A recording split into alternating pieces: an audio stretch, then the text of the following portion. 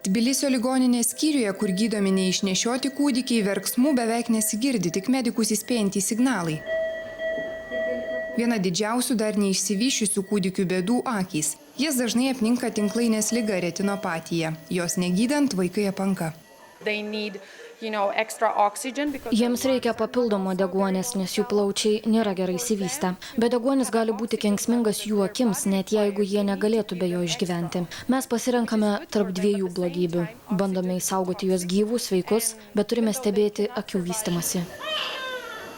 Prieš 7 metus Gruzijoje maždaug 10% neišnešiotų vaikų apakdavo. Apie tokią situaciją sužinojusios 2 Lietuvos medikės nusprendė padėti. Gruzinus jos ėmė mokyti, kaip kovoti su neišnešiotuko akių liga. Projektą Lietuva finansavo iš lėšų skirtų vystomajam bendradarbiavimui.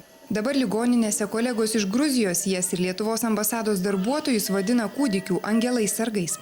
Apakdavo praktiškai visi, kurie susirgdavo tą retinopatiją ir jau pasiekdavo tą stadiją, kuomet reikia būtinai gydyti. Nes nebuvo su kuo gydyti, niekas nediagnozavo ir negydė tos ligos. O kad jis apako, jau būdavo matoma, kai jis paauga. Retinopatijos pradžioj galbūt jų dar nebuvo tiek daug, nes išgyvendavo tiesiog tik didesni vaikai, tie mažiukai neišgyvendavo.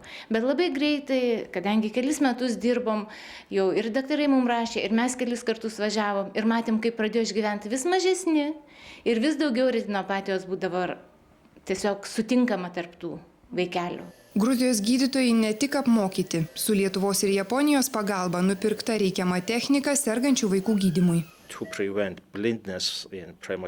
Norint išvengti neišnešiotų vaikų apakimo, pirma ir būtiniausia priemonė yra gera patikra. Reikia atpažinti tą ligą, suprasti, kada ir kaip ją gydyti. Su Japonų ir Lietuvos vyriausybės bei Lietuvos ambasados Gruzijoje pagalba mes gavome aparatūrą. Pradėjome ne tik tirti, bet ir gydyti vaikus.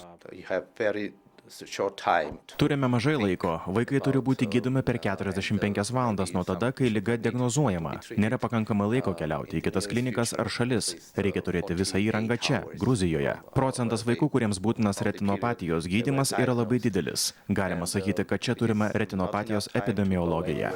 Dabar Gruzijoje 99% neišnešiotukų neapanka. Vystomojo bendradarbiavimo projektams Gruzijoje per pastaruosius 3 metus mūsų šalis skyrė per 250 000 eurų.